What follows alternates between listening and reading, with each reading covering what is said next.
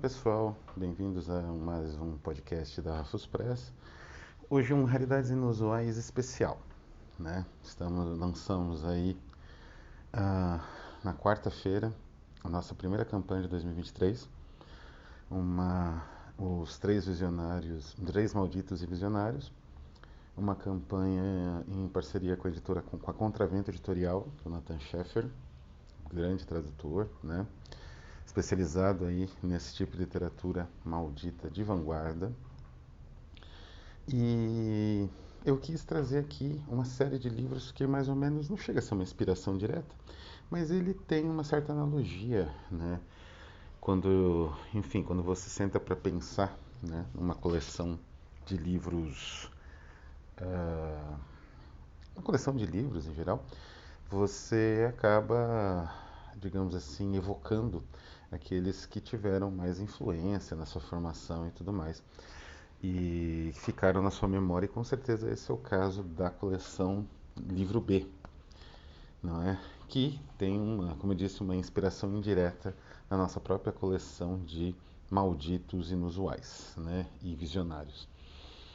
Então, antes de mais nada, eu vou pedir para quem puder apoiar essa campanha. É uma campanha difícil, a nossa primeira campanha também, tudo ou nada, porque o custo é alto. Optamos por fazer 3 livros diferentes para ter uma qualidade de design mais bonita, né?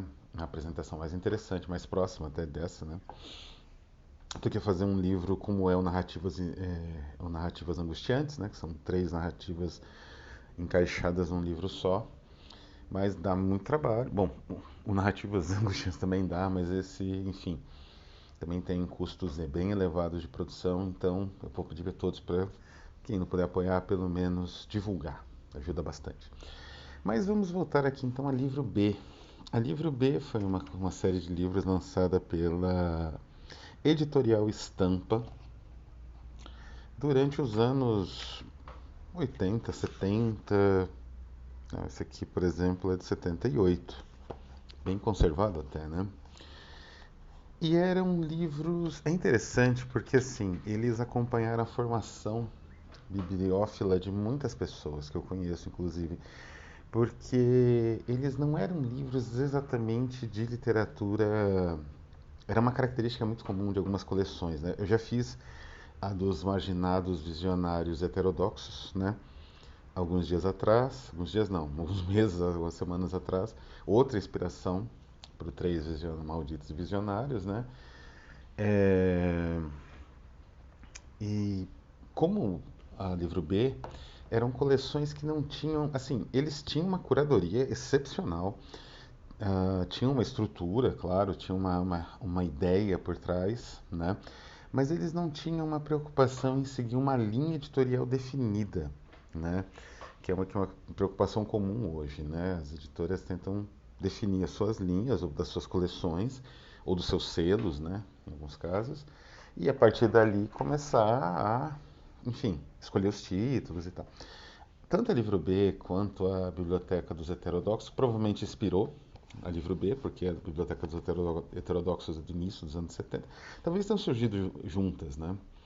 Com umas lufadas de liberdade que iam surgindo em Portugal e na Espanha com a morte de seus respectivos, ou velhice, falência, sei lá, mental, né, dos seus ditadores paralelos, né, Salazar e Franco. Bom, de qualquer maneira, a Livro B eram livros que tinham essa característica, essa capinha preta, me parece que inspirada numa coleção de livros particular francesa, que tinha também essa capa preta, que saiu Boris Vian, por exemplo, da Gallimard. A impressão é até bonita da capa, né, como dá para ver, tinha um prateado. Então essa é tudo papel, né, quer dizer, capa cartão. E essas páginas azuladas, que provavelmente não foram impressas assim, né? Isso aqui, como elas amarelam fácil, provavelmente era o tipo de papel usado, que é muito charmoso e até relativamente bom esse papel, resistente. Não fica com um cheiro forte de mofo, embora aqui passou por poucas e boas esses livros, todos usados, evidentemente. E a ideia era publicar livros assim. E assim, é mais ou menos, é interessante até pegar esse exemplo, que é mais ou menos assim que vão ser a série de Visionários e Malditos, como esses que começa agora nessa campanha no Catarse. Livros mais finos, com narrativas fechadas, num estilo novela, noveleta, né?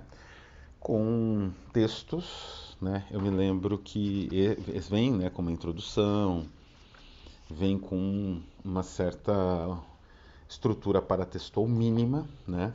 No caso, os visionários e malditos vão vir com mais material, vão vir com ilustração, né? Nossa ideia é dar um passo além. Mas esse é um bom modelo, né? Um modelo interessante, muito bem feito. E por isso acompanha tantos bibliófilos desde os anos, sei lá, 70. Eu um deles, né? Eu me lembro de ter lido sobre esse livro a primeira vez muitos anos atrás. E numa Leia da vida, acho, numa antiga revista Leia, Leia Livros, né? Uma revista antiga que trabalhava com o mercado editorial e um pouco de resenha, né? Também tinha um material sobre livros e a respeito da produção de livros.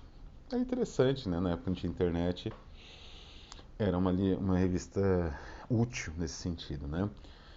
Ah, e a partir daí eu comecei a correr atrás desse material. Comprei vários em estados de degradação, destruição variáveis, né? E tem muitas histórias com esses livrinhos, né? Assim, do ponto de vista de tradução, qualidade da edição, não são os melhores livros do mundo, né? Esse mesmo, que é o Contos da Chuva e da Lua Vaga, o Getsu Monogatari, de Ueda Kinari, esse mesmo, ele na verdade foi traduzido do francês, né? De segunda mão, né? Ó, a tradução, notas da versão. A introdução que é muito boa, aliás, também é francesa, do René Siffer. Siffer que faz a tradução, né? Pro francês, direto do japonês, inclusive, né? Então, por aí vocês veem que não tinha um grande compromisso com a qualidade do material, com a fidelidade da tradução, com a qualidade da própria tradução. Então não é o material mais confiável do mundo nesse sentido. Mas é um material introdutório excepcional e por muitos anos foi o único material, né? Os franceses saíram muito, né? Charles Nodier, Luiz Marra. Aqui, no caso dos franceses, eles já dão sorte de serem traduzidos mesmo do francês, né? Que até vem aqui, né? Já a informação disso, né? Ah, Contos Cruéis, né? Então os franceses malditos tiveram bastante espaço, né? Então esse material, por exemplo, que saiu, vamos pegar o Contos Cruéis, né? Era distribuído pela Ebradil, essa distribuidora de livros portugueses muito conhecida, distribuía de tudo, inclusive história em quadrinhos, né? No início dos anos 80. 71, quer dizer, é um material, não é difícil, que era já não era muito fácil de achar no Brasil, traduzido, né? Aqui temos também o italiano, de Ian Radcliffe, inclusive essa versão, se não me engano, também é do francês, Confessionário. Não, não, foi traduzido em inglês. Era uma loteria, né? Tem alguns mais aqui, o Orla, né, do Maupassant, importantíssimo livro. Então vocês vão vendo que também eles têm os Cisnes Selvagens do Anderson. Que eu saiba, não existe nem no Brasil uma coletânea muito boa, assim, muito bem curada de contos do Hans Christian Andersen. Acaba ficando muito ali nos contos infantis, ele tinha uma produção mais variada. Aqui tem, inclui de tudo, então é uma boa coletânea, a curadoria é muito boa, né? Até porque ela é baseada provavelmente em uma obra francesa, né? É exatamente isso. Não, foi tradução direta do dinamarquês, uau. Às vezes a gente descobria coisas impressionantes nessa série. Mas o que é interessante, e que dá para ver, né, e que eu falei, era a variedade de tópicos. Isso fazia com que, por exemplo, uma pessoa interessada em literatura fantástica pudesse ler esse conto importantíssimo traduzido, numa edição dos anos 70. que nem sempre era fácil de achar no Brasil. Às vezes era muito mais fácil de achar essas edições portuguesas em sebo do que as edições brasileiras, né? E aí você vê aqui, por exemplo, o primeiro livro B da série original. Existe hoje em dia uma série nova do livro B, né? Mas o primeiro livro B da série original foi inaugurado com um livro do Boris Vian, O Arranca Corações, né? E depois um de Mirosek, que é o Elefante. Ou seja, depois vem o Assassinato como uma das Belas Artes, As Casas dos Mil Andares, também uma fantasia curiosa, Jean Weiss, Manuscrito Encontrado em Zaragoza. Então você tinha uma variedade muito grande de material publicado, desde material relacionado à vanguarda, não é? Material até que pode ser, aí, quem sabe, no futuro, pela série Visionários e Malditos, né? Da Rafus Press e da Contravento Editorial, essa série de Visionários e Malditos. Como o próprio Boris Vian, por exemplo, né? Até, por exemplo, o, o She, do Heider Haggard, o Paul Feval, Cavaleiro das Trevas, os Contos Fantásticos do Hoffman, né? Quer dizer, tinha um pouco de tudo, né? E essa coisa multifacetada fazia com que, por exemplo, um leitor que tivesse apreço por terror, ficção fantástica, que lesse na época Francisco Alves, né, que no Brasil era uma das que lançavam bastante material nesse sentido, ele se aproximasse de um material de vanguarda e lesse, sei lá, um Boris Vian, que era da parte da coleção, né, para citar um exemplo, ou um Mirosek, um Apollinaire, né, eles traduziram o Poeta Assassinado, né, enquanto que uma pessoa mais vanguardista, né, com esse gosto mais, sei lá, próximo de um Apollinaire, por exemplo, ele pudesse descobrir, né, nessa coleção, por exemplo, o Manuscrito Encontrado em Zaragoza, do Potocki, não é? Ou, no mundo mais francês, ler o próprio Lovecraft saiu, né? Os Demônios de Randolph Carter também tem, foi lançado. Então, assim, era uma série muito bem construída, muito bem feita, uma curadoria que jogava para vários lados, né? Atirava para vários lados, mas era bem feita e acertava nesse tiroteio, digamos assim, né? E fazia uma expansão da percepção do leitor, digamos assim, dos próprios aspectos visionários, malditos, e heréticos dessa literatura que ele buscava, né? Que é a base, né? Eu acho que de todas as coleções que têm isso em mente, né? As coleções que têm em mente abrir os horizontes do leitor. Temos inclusive agora uma nova, né? Com o Klingsman, né? Uma nova da Ex Machina. Tivemos os Raridades do Conto Gótico da Sebo Clepsidra, né? São séries de livros que têm aliás, a Raridade do Conto Gótico é curioso porque eles fazem uma referência, inclusive, com a da página azul, né? É, então, era uma ampliação do horizonte do leitor, né? Que é também o que esperamos na nossa série de Visionários Malditos, né? Inaugurando com Domal, Roger Lecon, né? E o Victor Segalen, a ideia é justamente ampliar a margem de percepção do leitor de todos os outros gêneros, né? Atrair para essa utopia onde convivem outras possibilidades, né, de subversão. Então, mas voltando, a Livro B era uma série que eu colecionei por muito tempo. Depois eu comecei a colecionar outras, como a dos heterodoxos e marginados espanhol, a Biblioteca de Babel, né, da Ciruela, a coleção gótica da Valdemar, que eu vou depois comentando com calma aqui nesse quadro. Mas essa eu também trouxe muitas histórias, porque são livros que eu comprei no início da construção daquilo que hoje a gente pode dizer mais ou menos que é a minha biblioteca, né? Então eu corri atrás desses livros, tudo quanto era lugar. Tinha uma livraria, por exemplo, que eu costumava até achar bastante desses livros, até quando eu comprei esse, por exemplo, no centro de São Paulo, que depois eu descobri que vendia material nazista, eu parei de ir. Então era esse tipo de história, né? Porque você procurava em tudo quanto era sebo, em tudo quanto era lugar, aonde surgia esse material. É, enfim, do meu bolo aqui, eu vou dar destaque, né, de um top 5, ou um top 3, não sei, vou pensar ainda, dos meus prediletos, né? Tem alguns livros que são de uma importância gigantesca histórica, como, por exemplo, Fitzjames O'Brien, A Lente de Diamante, né? Uma coletânea de contos impecável, né? Com algumas ideias absolutamente geniais, outras nem tanto, mas é um grande contista, muito pouco conhecido no Brasil.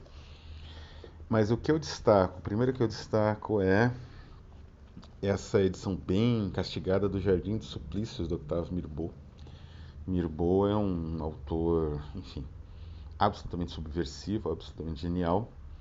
E aqui ele faz uma espécie de anti-romance sadiano. É uma pequena pérola, uma maravilha. E esse livro tem uma história engraçada porque eu perdi, né, nas minhas mudanças de casa em São Paulo. Eu tinha comprado em Campo Grande, isso aqui por reembolso postal, uma coisa assim. Perdi, achei de novo e comprei, e aí, né, foi essa edição meio detonada. Um outro aqui importante dessa minha pequena coleção é justamente o Contos da Chuva e da Lua Vaga, né? Por mais que a tradução não seja lá essas coisas, né, do japonês, os contos do Akinari, eles são tão equilibrados, né? Tão, existe uma percepção humana tão instigante e complexa nesses contos que você até esquece um pouco os problemas de tradução que eventualmente ele tem. É, e por último, não é, eu não tenho tantos livros assim, mas um que a gente pode destacar é justamente um que eu mencionei aqui, que é Os Cisnes Selvagens, né? Um Hans Christian Andersen tem uma carreira interessante como escritor, né? Ele se envolveu, ele diretamente não, imagina, mas ele foi envolvido, né, pelo Kierkegaard, né, em torno aí da, digamos assim, legitimidade da posição dele, né? Quer dizer, ele era um autor homossexual aceito na corte, né? E isso irritava os moralistas, como o próprio Kierkegaard era um pouco, embora não fosse um moralista, assim, era um pouco. E aqui existe uma variação bem grande de estruturas narrativas relacionadas a conto, com essa percepção um pouco, como eu vou dizer, melodramática, que é bem típica, né? Tem a seriazinha, se não me engano, não é? Tem os Cisnes Selvagens, que é muito interessante. E alguns desses contos, uh, As Flores de Idinha, Vestimenta Nova do Imperador, o filme Soldado de Sul, como o próprio, acho que os Cisnes Selvagens, que é o conto a Pastoria do Empaixamenés também um pouco, que é o conto, né, dos cisnes, né, do pato dos cisnes, ele se aproxima, ele antecipa um pouco o que seria os contos, alguns dos contos do Wilde, né? Então é um material muito bom, né? Excelente material. Então é isso, né? Eu vou ficando por aqui, lembrando que estamos tentando fazer a nossa versão, né, da Livro B. Espero que vocês possam contribuir ou colaborar com o que possa, com o que for possível ou com divulgação, né? Porque, como eu disse, isso aqui acompanhou a minha infância, meu início como leitor, a descoberta, né, na verdade, de muita coisa no mundo dos livros e eu acho que essencial, né, você ter coleções assim, tanto para novos leitores quanto pessoas que já leem, já têm uma biblioteca enorme e querem descobrir, né, outros caminhos, outros universos. Então é isso, vou ficando por aqui. Um abraço a todos e até a próxima.